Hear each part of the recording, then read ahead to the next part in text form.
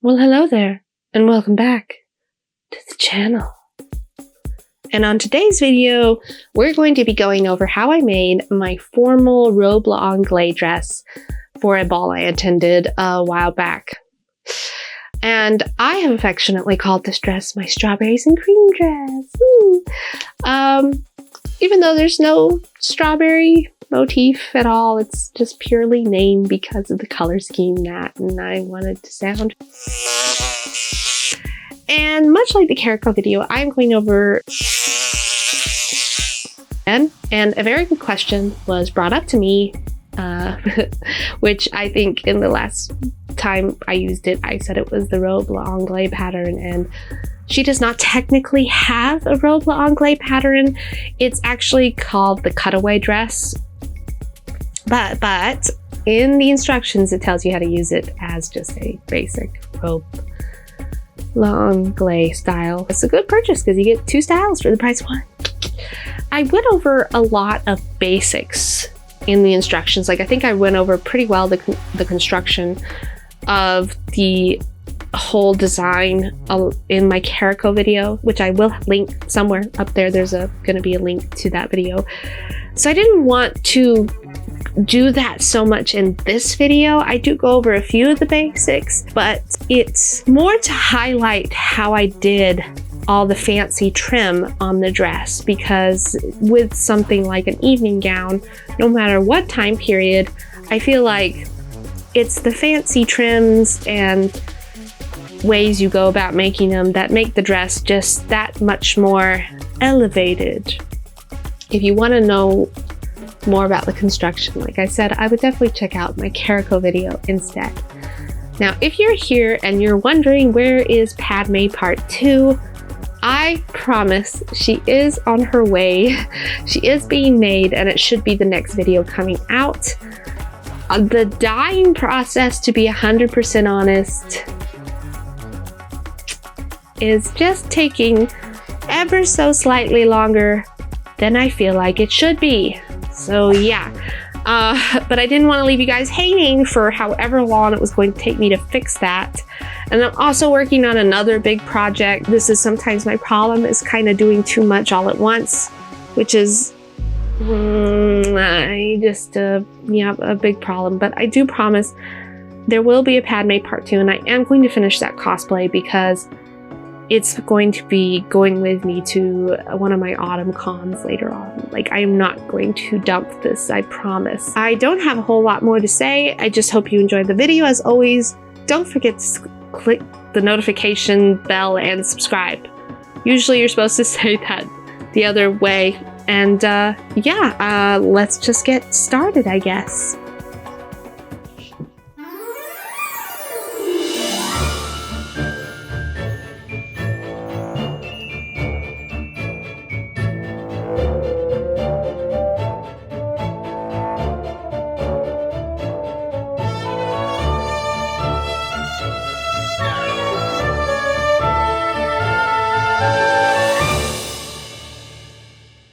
Alright, so let's talk about fabric. This is going to be the main fabric here, which is a silk brocade. It's kind of an interesting pink with like an off-white stripe. As I mentioned earlier, heavily influenced by a green and white striped dress, which I'm going to be kind of mimicking, but obviously doing it in pink. For the underskirt, I actually think I'm going to go with a sort of some form of purple. I got either this like lavender purple, or I have a darker purple with embroidery on it. So I'm gonna just kind of think about that before I jump into it, and let's do the hard part, which is getting the overdress done. I'm gonna go ahead and grab again the black snail pattern for the robe l'anglais. Unlike last time, we are going to be following the instructions a little more closely with length and everything. I am not going to be going over the lining in this video because I did that pretty detailed in the last video about the Caracal. So I will link or put a card somewhere, and if you want to see the lining being made, you'll have to kind of watch that video. Sorry guys. So let's go ahead and start cutting this out.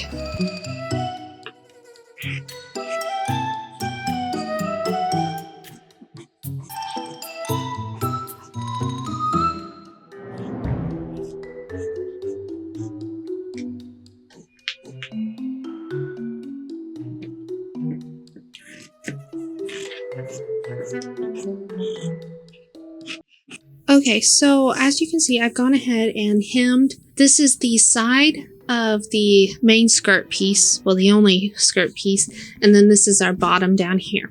I've gone ahead and hemmed everything. Now we're going to talk about doing our trim, because I think it's actually going to be easier to do the trim before we get to the actual structural sewing, if that makes sense. In other words, while it's all flat, I want to do all my trim first, and then we'll start doing the structural sewing of putting everything together. My brain is fried. So like in the picture that of the green and white striped dress that we're kind of mimicking for this look, there's this very large pleated paneling that goes all the way down here. It isn't connected to the front bodice part because that's like about half the size. So that's why I also think it would pay for us to do that first. So let's talk about how to do those lovely colonial rococo pleats that you see on just so many dresses from this time period. It's a very, very common trim that is used. So this is about the size strip that I'm going with for my skirt fronts. And it's roughly about it's almost perfectly 7 inches wide. And I went with just kind of double the length of the skirt length. So I actually have 2 panels that are sewn together.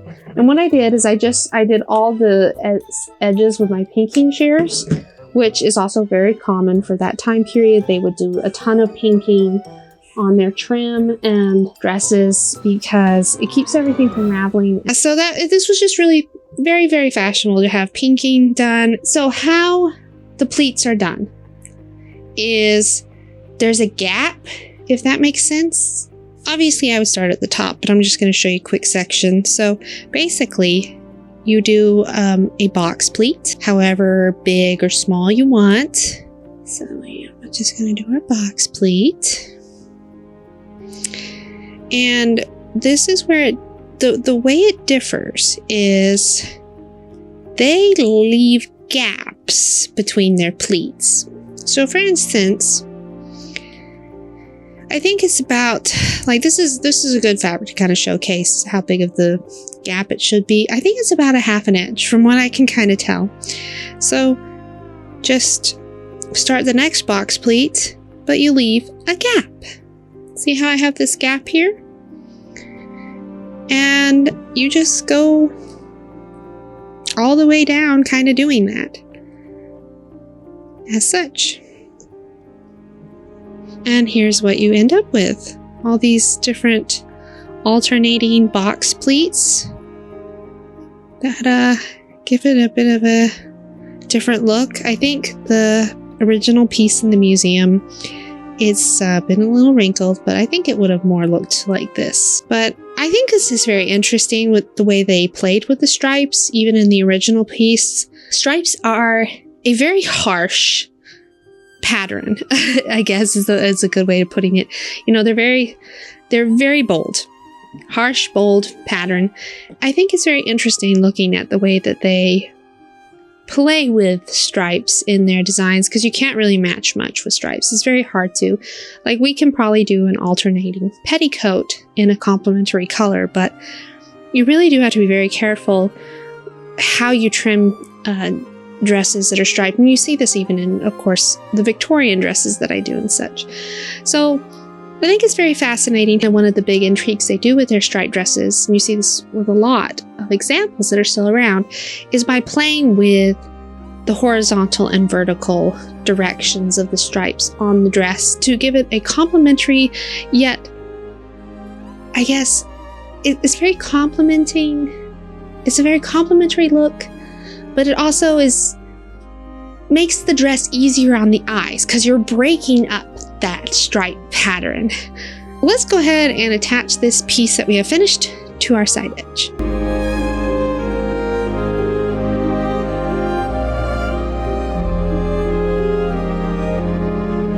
Okay, so this is our front piece. This is actually the wrong side. And this is now the next piece that needs to be trimmed. And I'm gonna just do this section here. So basically right where the curve ends for the neckline, I'm going to draw a line, and that's kind of where I'm going to be putting my pleated sections on the front, and they'll be similar to the front of the skirt where they run opposite this way. So like my lines will go like that.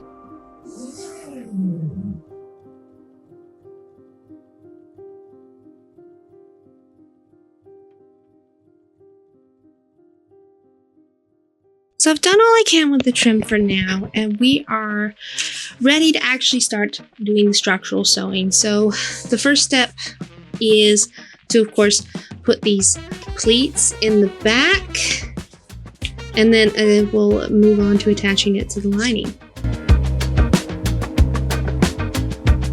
All right, so we got our lining, wrong side up, and then we have the fully pleated back piece. I'm sorry I did not really go over this. It's very stressful, and I felt like in my last video I went over it pretty well. So I'm going to go ahead and line these up and just pin it in place for now.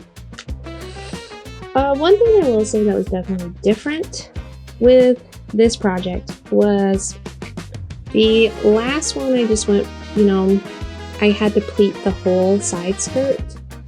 But with this one, because we had those, and looking at the original, because we have this part at the front, this trimmed part, I didn't want to pleat that. So which means it was tighter pleats, essentially. So, okay, I've got that pinned in place. Now what we're going to do is try and make this neat and tidy. Okay, I'm going to try and match up basically here, make sure I got my center still lined up and that I'm not pulling the top. Just pin it down in place for now. Okay. You should also have your center, what do you call it? Boning in place at this time. So yeah, basically, I just go along and pin my pleated section along the curve here. Now remember, it is not supposed to go all the way to the end because you're supposed to have that front gap to show off your petticoat underneath.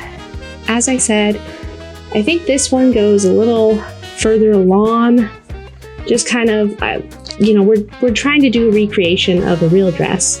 So, we kind of have to do things a little differently than sometimes what the pattern says. For the most part, though, I just follow the pattern.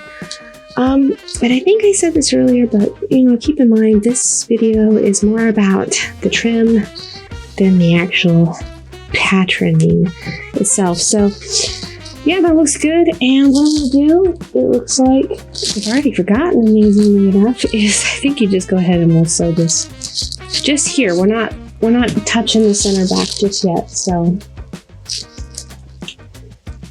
exciting. Oh,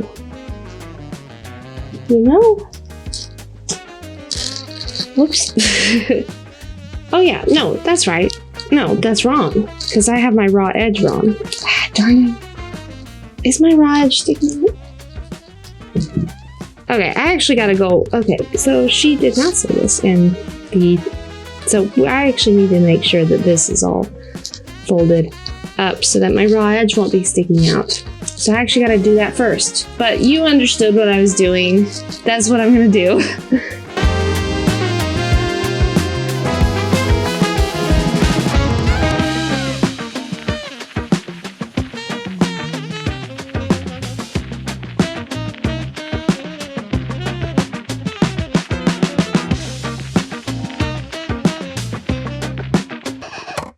We can base this top. This is the reason we wait on this is because I actually have to pull it up a bit. Like you can see, it's about an inch, well, about a half an inch that I had to pull it up to make sure I didn't get saggy bottom down here, which can happen when you're doing all your pleats because you're not paying attention so much to this. It still lines up, so that's good, but you know, we just pull it at the top. So I'm gonna go ahead and sew this, and then I'm actually gonna go ahead and slowly stitch this sides down as well. I don't know if it says that in the instructions. I just prefer to go ahead and get that done so they're stuck in place. And then we'll be attaching the front piece next. I need to take a quick moment to talk about the front pieces. Now obviously I've pressed this over and all of this over, but I wanted to talk about the front because we don't want to press over our pinking detail, especially because this is going to help us cover our hook and eye closure gap.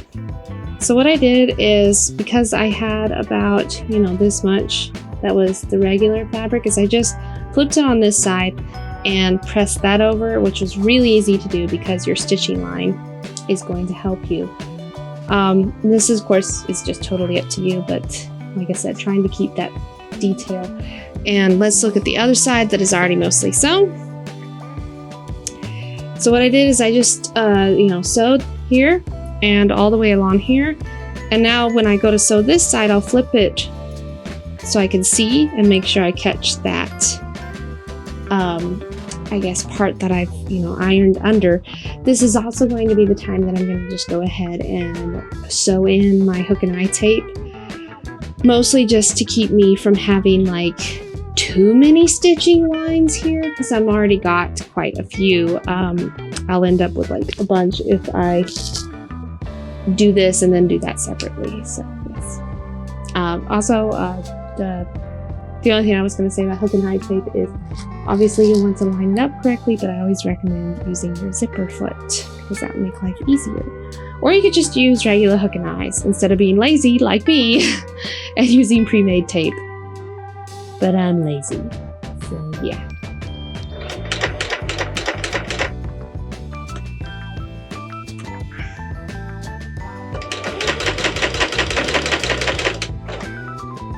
Pretty much do the same exact thing for the side back pieces, where I went ahead and ironed and pressed down the sides and the bottom, and now I'm just going over and penning it and making sure that I catch all the raw edges where the back and the front attached.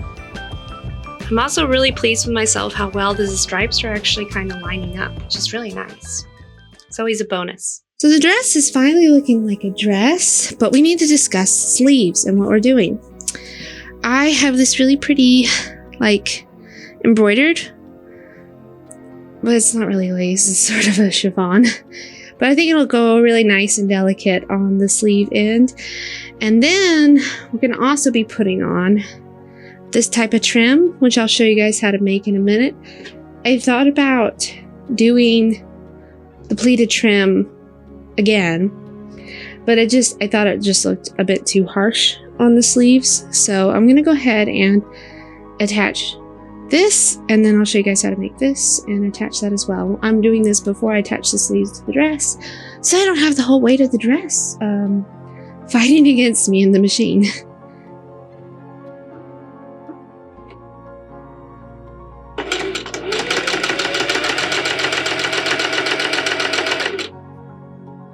Okay, so what I'm calling the crinkle trim. It's actually a really fun trim to make, and if you just wanted to do it, you could get pretty far, and it's not that hard to make. So for my sleeves though, I only want about 2.5 inches of a width. So let's go ahead and slowly mark those to kind of go up the long lines. And then just take your pinking shears and try and cut as straight of a line as possible.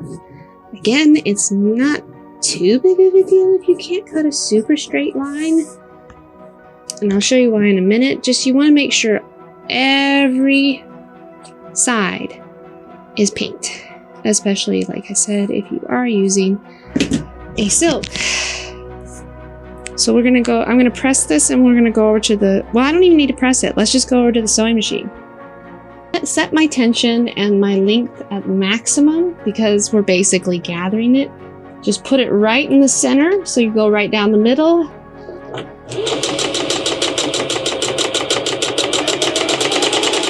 And gather.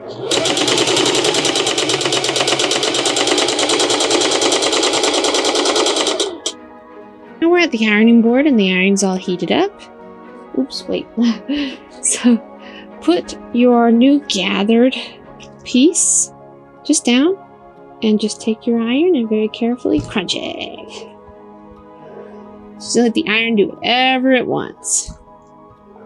And there you go. Oops.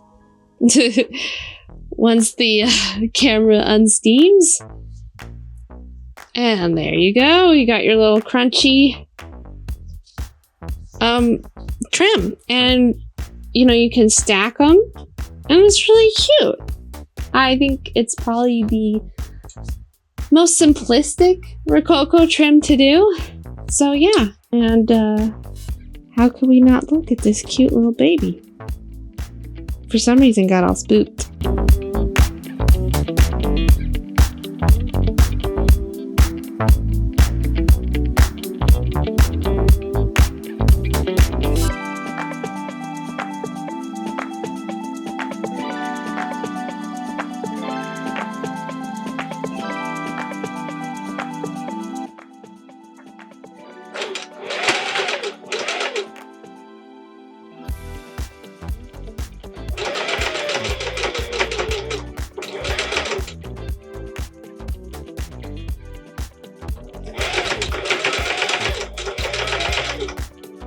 Now comes probably, for me anyway, the most nerve-wracking part, I feel like, which is now we're going to set the sleeves in.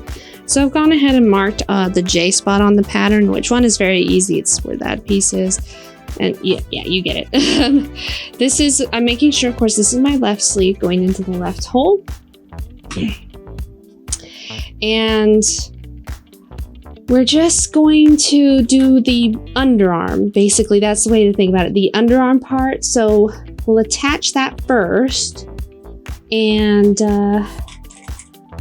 then do the pleating while it's on the dress form. You really should have someone helping you with this. But when you're like me and have no friends. No, I'm just kidding. When you're like me and you're kind of doing basically everything on your own at home, this is the best option, is just the dress form. And I set my sleeves just fine the other time with it. It's not that big of a deal. And what you can do is you can pin it and kind of see how it looks first, and then try it on, like, you know, pin it, try it on, and then sew it in place if you have it right. So I'm gonna go ahead and do the sleeves. And wow, the overdress is almost done. I think we have just one more thing of trim to do. So, woo!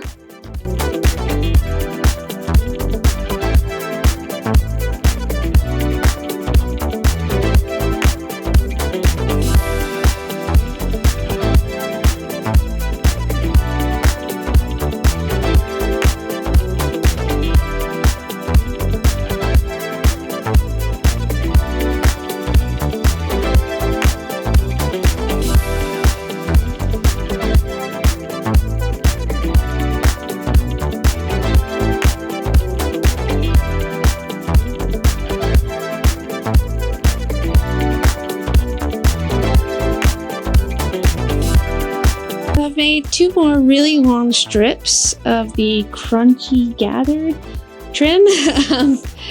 And I'm going to go ahead, and you can kind of see where I've pinned this one to test it out. I'm going to start up here and go all the way down the dress and sew it in place. And then she's done. I'm going to maybe look at one more trim, but she's done. I'm not going over this overskirt in this video because, again, I went into a lot of detail in the last video where I made the caracal. So I guess it's just gonna be reveal time pretty soon. I hope you guys enjoyed this video, and maybe it's giving you some ideas on how to do colonial Rococo trim. So let's go show off the dress.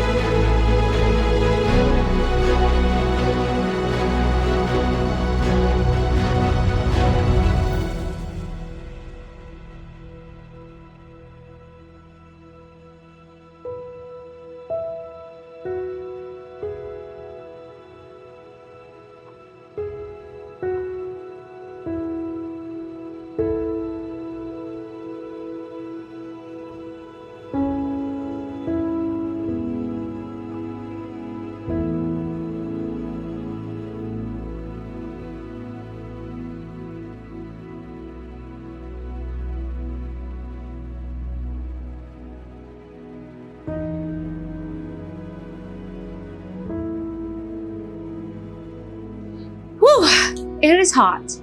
Not because of the dress, honestly, just the weather is roasting. So yes, I'm very, very happy with how this dress turned out. It looks a lot better when I have someone helping me make sure that everything's sitting correctly in the back.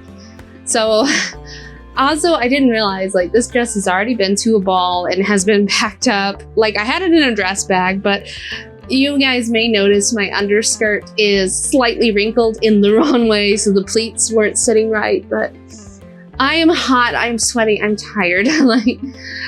So sorry, you just have to put up with it. But I think you guys got to see, I hope, all the details that went into this dress. And I think I am very slowly getting the exact shape that is necessary. I do think, as you can see, I still have some gapping here. So obviously not my sleeves, but my armholes are like, the armband part is still too, it's still too big for me. And it's really hard to tell that when I'm making it sometimes, because on the dress form, it looks right. And then it's, you know, it's just, I'm getting there. I am getting there. So other than that, I think the dress turned out freaking amazing. And I'm very happy with it. Usually I wear a much more appropriate shift underneath, which kind of fills in that gap a little bit, or I can pin it, but it's definitely something to still work on, and I guess I'll have to try and figure it out in the future. I think I officially fixed the problem I have been having in the back, where I don't have a gap anymore. The pleats seem to be mostly sitting where they're supposed to be. You know, it's just one of these things. Practice makes perfect with any pattern or design that you're working on. Like I said, getting there. This is only my third dress that's in this style of colonial, so I feel pretty good that already I'm getting so ahead of myself. Excuse me, young man, were you invited to this party? He's invited to every party. Who am I kidding? Alright, well, I will see you guys in the next video. I hope you enjoyed this one, and yeah, as always, don't forget to subscribe, click that notification bell, and me and Takeshi will see you next time. Like, literally, how did anyone in the past even own cats? I'm just constantly, like, trying to use my dresses as tents when I'm walking around. They're so destructive. Oh my god. This is 100% silk, honey. You want to see? This is him right here. This is the monster. This is the monster who would have torn many dresses in the past. Look at him. Look at him. He's a monster.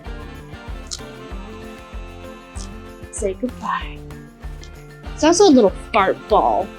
I just told the whole world that you're farty.